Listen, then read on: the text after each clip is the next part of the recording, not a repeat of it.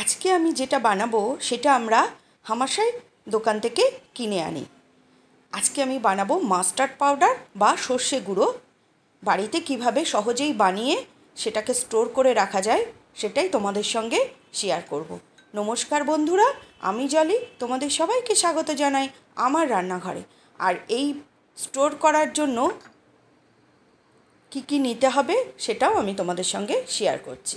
আমি নিয়েছি 1 কাপ হলুদ সর্ষে আর কালো সর্ষে, হলুদ আর নুন। এবার মিক্সিং জারে আমি হলুদ সর্ষেটা নিয়ে নিচ্ছি। আর এই রেশিওটা হবে 4:1। হলুদ সর্ষে যতটা নিতে হবে তার 4 ভাগের 1 ভাগ নিতে হবে কালো সর্ষে।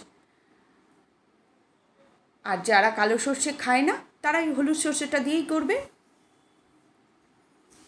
কালো সর্ষেতে একটু ঝাঁঝ হয়, তো ওই জন্য কালো সর্ষে আর হলুদ সর্ষে মিলিয়ে করলে খুব ভালো হয়। একটু আর হলুদ আর নুন একটু দিলে এটা মাসখানিক পর্যন্ত এমনি বাইরেই রাখা যায়।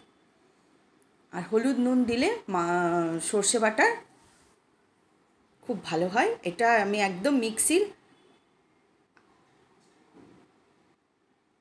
একদম হাই ফ্লেমে দিয়ে এটাকে ঘোরাতে হবে। যেটা সবার মিক্সির যেটা একদম লাস্টই সেটাতে দিয়ে এটাকে ঘোরাতে হবে। সবারই সুইচ 1 2 3 থাকে, 3তে দিয়ে মানে হাই ফ্লেমে এটাকে ঘোরাতে হবে। আমার একটু নাড়িয়ে নিয়ে আবারও দিলাম।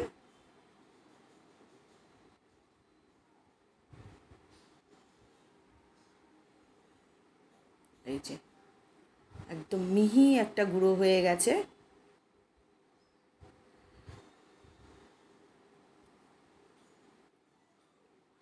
একদম ঝুরঝুরে মিহি একটা গুঁড়ো হয়ে গেছে।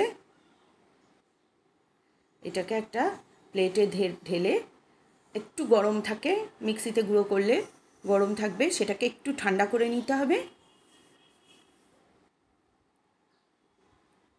আর সব সময় যে কোনো সময় এই মিক্সিতে সর্ষে বাটার ঝামেলা ছাড়াও এইভাবে একবার করে রাখলে ফ্রিজে অনেক দিন পর্যন্ত রাখা যায়, বাইরে 1 মাস পর্যন্ত হামেশাই এটাকে রাখা যায়।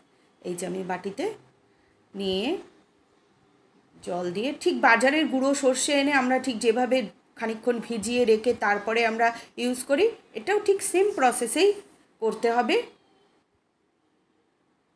এই যে একদম এটাও ভিজিয়ে রাখলে, এখন যেরকম জল ভিজিয়ে রাখলে খানিকক্ষণ পরে একদম একটা ঠিক ভাব চলে আসবে।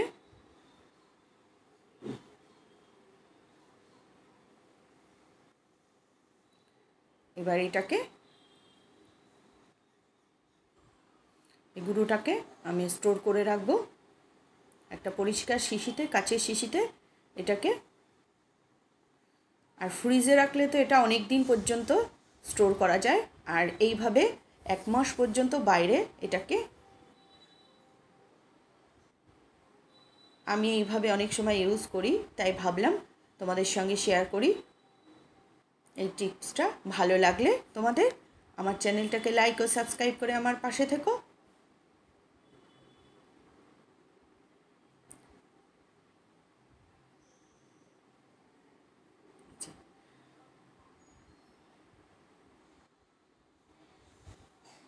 আমি 100 সর্ষে মতো নিয়েছি, আর তার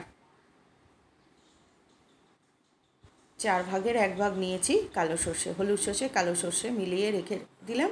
এটা আমার পুরো 1 মাস চলে যাবে। এই দেখো এখন কতটা এটা ঘন হয়ে গেছে। আর এই যে এবার এটা আমরা যে কোনো রান্নাতে ইউজ করতে পারি।